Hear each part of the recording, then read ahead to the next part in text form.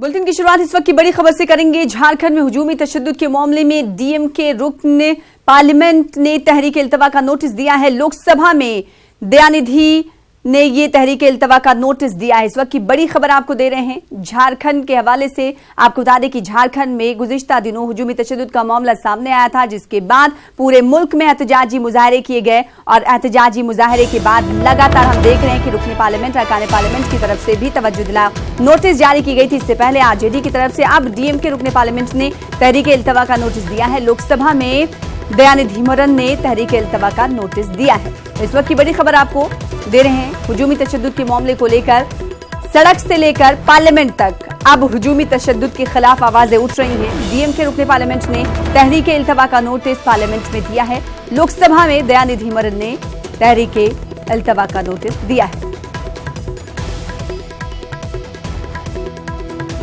तो हुजूमी तशद्दुद को लेकर लगातार वाकयात बढ़ रहे हैं। एक तरफ मध्य प्रदेश हुकूमत ने गौरक्षकों पर लगाम कसने की तैयारी कर ली है, तो वहीं अगर सुप्रीम कोर्ट की बात कर ली जाए तो सुप्रीम कोर्ट ने मॉब लिंचिंग को लेकर वजह कानून करने के लिए कहा था, कानून बनाने के लिए कहा था। गुज़िश्ता साल 2018 में ही सुप्रीम कोर्ट की तरफ से कहा गया था कि मरकजी सरकार और रियासती सरकार कानून वजह करें, लेकिन इस जानिब कोई ध्यान नहीं दिया गया। उसके बाद नया मामला झारखंड में पेश आया है। तबरेज की हलाकत हुई, पीट कर हलाक कर दिया गया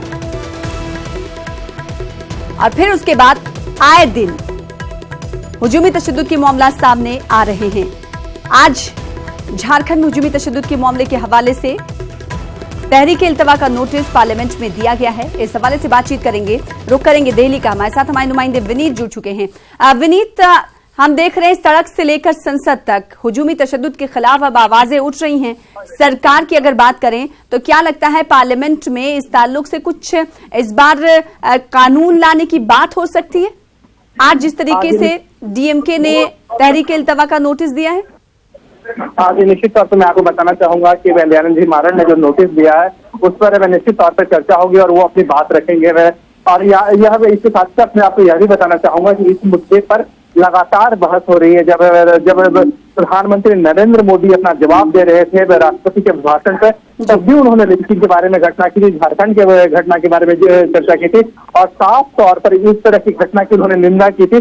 साथ ही साथ उन्होंने मैं कहा था कि इस तरह की अगर कोई भी वारदात होती है, कोई भी घटना होती है, उसकी निंदा की जानी चाहिए और सभी को मिलकर के इसकी निंदा की जानी चाहिए। हालांकि इसको लेकर के विपक्ष जो है वो लगातार आक्रामक रहा है सरकार पे, क्योंकि केंद्र में भी बीजेपी की सरकार है और राज्य में भी बीजेपी की सरकार है, तो विपक्ष जो है वो लगातार आक्रामक रहा है और वो चाहता है कि इस मामले की पूरी तरह से जांच हो और इस तरह की घटनाएं भविष्य में न हो। लेकिन जिस तरह से ये घटनाएं घट रही हैं उसको लेकर के विपक्ष लगातार इन मुद्दों को उठा रहा है और दयानिधि मारन ने भी आज नोटिस दिया था। इससे पहले भी कई सांसदों ने इस मामले को उठाया था। संसद से लेकर के सड़क तक इस तरह की बातें रखी थी और इसके खिलाफ में कानून बनाने की बात की थी। लेकिन जब से प्रधानमंत्री नरेंद्र मोदी ने अपना जवाब दिया है, उन्होंने इस तरह की घटनाओं की निंदा की है और वो साफ तौर पर चाहते हैं कि न सिर्फ लिंचिंग, न सिर्फ एक संप्रदाय विशेष के खिलाफ, बल्कि इस तरह की घटना किसी के खिलाफ भी होती है वो निंदनीय है और मौजूदा जो कानून है उसके तहत ही उन्हें सजा का प्रावधान किया जाए। इस तरह की बात वो लगातार कर रहे हैं। जी विनीत, जिस तरीके से हम देख रहे हैं कि इस मामले में आए दिन इजाफा होता हुआ जा रहा है, ऐसे में मुल्क के मुख्तलिफ रियासतों में गुज़िश्ता दिनों एहतजाज किया गया और कहा यह जा रहा है, सुप्रीम कोर्ट ने पहले ही कह दिया था कि इससे ताल्लुक से कानून बनाए सरकारें, लेकिन इस तरफ ध्यान नहीं दिया गया। क्या 17वीं लोकसभा में इस तरफ ध्यान दिया जाएगा? सेशन चल रहा है। जी निश्चित तौर पर जो इस तरह की घटनाएं घट रही हैं उस पर निश्चित तौर पर विपक्ष जो है वो सरकार को घेरने की कोशिश कर रहा है और वो चाहता है कि सरकार इस पर कोई कानून बनाए। निश्चित तौर पर मैं आपको बताना चाहूंगा कि प्रधानमंत्री नरेंद्र मोदी ने भी इसी को लेकर के अपनी बात रखी थी और उन्होंने भी इस तरह की घटनाओं पर चिंता जताई थी। तो निश्चित तौर पर हम उम्मीद कर सकते हैं कि भविष्य में इस तरह की घटनाओं में कमी हो, क्योंकि विपक्ष लगातार इस मुद्दे पर सरकार को घेर रहा है और सरकार कहीं ना कहीं बैकफुट पे आ रही है और इसी कारण प्रधानमंत्री नरेंद्र मोदी को भी अपने भाषण में यह बात हमें कहनी पड़ी। लेकिन उनका साफ तौर पे मानना है कि चाहे वो लिंचिंग की घटना हो, मॉब लिंचिंग की घटना हो, उन्होंने उसे न सिर्फ आज से जोड़कर देखा बल्कि पीछे में भी वो लेकर गए। 84 के दंगों की भी उन्होंने बात की थी और कहा था वो भी एक मॉब लिंचिंग का एक उदाहरण है।